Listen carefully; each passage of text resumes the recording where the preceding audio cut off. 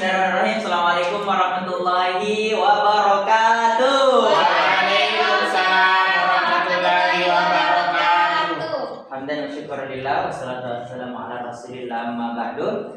Nah, apa kabar hari ini anak-anak? Alhamdulillah, luar biasa. Allahu Akbar, tetap semangat. Alhamdulillah. Semoga kita senantiasa diberikan kesehatan, diberikan perlindungan dari Allah dari segala musibah yang menimpa kita. Oke? Baik anak-anak, sebelum kita memulai pembelajaran kita pada hari ini, alangkah baiknya kita berdoa terlebih dahulu. Nah, doa dimulai. Bismillahirrahmanirrahim. Rabbi zidni ilman warzuqni fahman. Amin.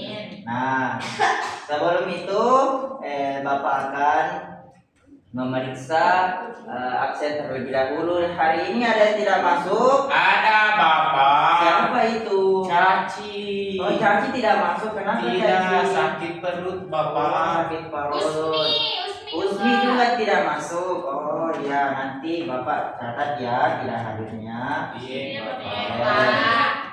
Baik. Hari ini ada yang tahu tidak pelajaran kita hari ini apa? Tidak Bapak. Nah, hari ini kita akan belajar tentang daerahku. Nah, di sini ada yang orang dari Sulawesi. Saya Bapak. Ada. Coba Bapak tunjukkan peta Sulawesi. Yang mana di sini peta Sulawesi? Yang itu Bapak, yang bentuknya. Ya, pintar yang bentuk K. Oke. Nah, coba salah satu dari kalian ceritakan apa di daerah kalian itu yang identik dengan daerah kalian itu apa? Coba. Oke, ini dari Baru. Coba ceritakan apa yang identik dengan Baru. Anu Bapak Keoki. Saya Bapak, Ya. nasi Pak, nasi. Ikan asin di Baru. Ya. Oke, kalau kita Saya Bapak di Selayar. di Selayar. Pohon kelapa Bapak. Pohon kelapa, banyak pohon kelapa. Oh, banyak pohon kelapa. Kita dari mana? Saya dari Sopeng Oh, Bapak. di Sopeng itu ada apa? Ada Panwing, Kalelawar, Kalong. Ya, itu semua kan satu nama, Dina. Iya Bapak. Iya. Kemudian Bapak akan tunjukkan peta Indonesia. Nah, di sini ada yang tahu kita tinggal di negara apa? Indonesia Bapak. Nah, negara Indonesia. Ya, kemudian ada yang tahu kita tinggal di provinsi apa? Sulawesi Selatan. Nah, kita tinggal di Sulawesi Selatan. Kemudian ada yang tahu kita tinggal di kota apa? Kota Makassar. Bapak. Nah, kan kalian berbeda-beda asalnya, tapi dalam satu provinsi yang sama. Jadi ada yang dari mana tadi? Dari Selayar, ada yang dari Sopeng Bapak. Sopeng, ada yang dari Baru. Nah, kemudian pada hari ini kita akan belajar tentang sejarah daerah tempat kalian berasal. Nah,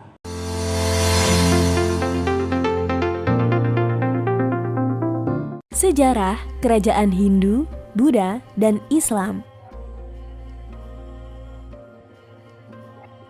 Siapa di antara kalian yang pernah berkunjung ke Keraton Yogyakarta dan Keraton Surakarta? Atau mungkin mengunjungi Candi Borobudur dan Candi Prambanan? Adanya kerajaan dan bangunan candi ini adalah salah satu bukti berdirinya kerajaan-kerajaan di Indonesia, baik kerajaan yang bercorak Hindu, Buddha, maupun Islam. Kerajaan bercorak Hindu-Buddha diperkirakan berdiri di Indonesia sejak abad keempat Masehi. Kerajaan tersebut berkembang karena hubungan dagang dengan India dan Tiongkok. Yuk kita bahas apa saja contoh kerajaan bercorak Hindu-Buddha. Kerajaan Kutai terletak di dekat Sungai Mahakam Kalimantan Timur. Kerajaan Kutai adalah salah satu kerajaan Hindu tertua di Indonesia yang berdiri sekitar tahun 400 Masehi.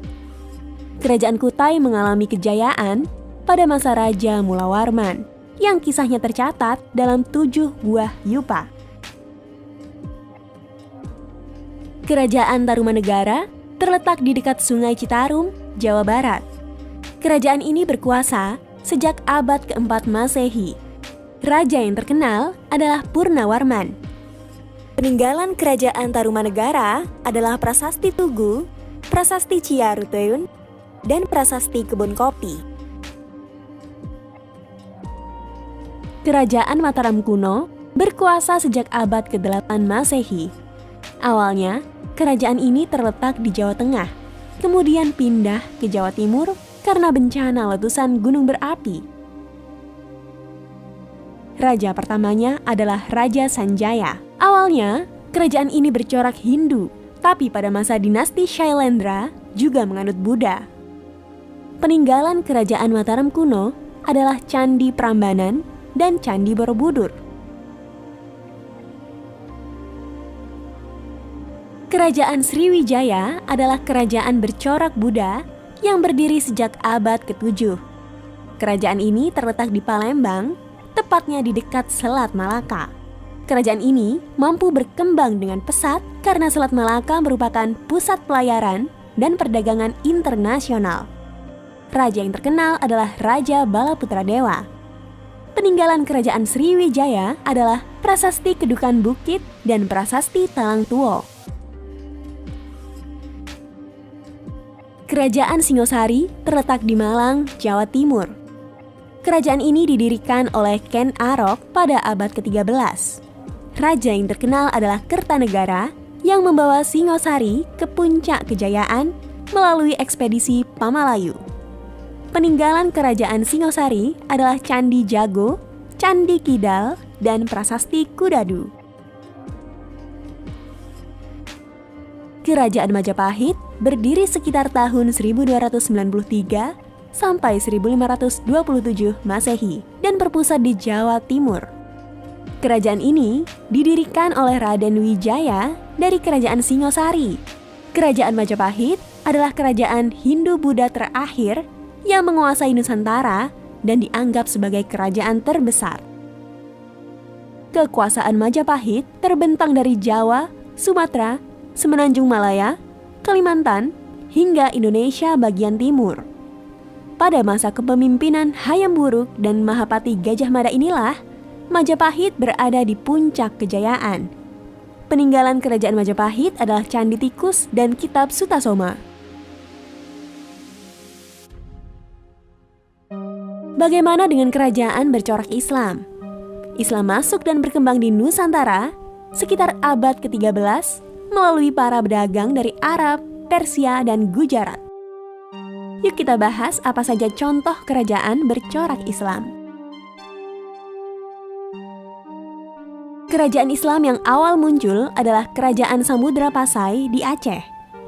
Kerajaan ini didirikan sekitar tahun 1267 Masehi oleh raja pertamanya, Sultan Malik As-Saleh. Kerajaan Samudra Pasai mengalami kemunduran setelah Portugis menguasai Selat Malaka. Tradisi dan kekuasaan Samudra Pasai kemudian dilanjutkan oleh Kerajaan Aceh. Peninggalan Kerajaan Samudra Pasai adalah makam Sultan Malik As-Saleh dan koin dirham.